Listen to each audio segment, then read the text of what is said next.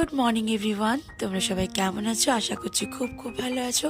আর আমিও খুব ভালো আছি তোমাদের ভালোবাসাতে। তো আজকে মঙ্গলবার, আজকের দিনটা বজরংবলী নাম দিয়ে সকাল সকাল শুরু করলাম। সবার দিনটি খুব ভালো কাটুক, সবাই খুব ভালো থাকুক, সুস্থ থাকুক।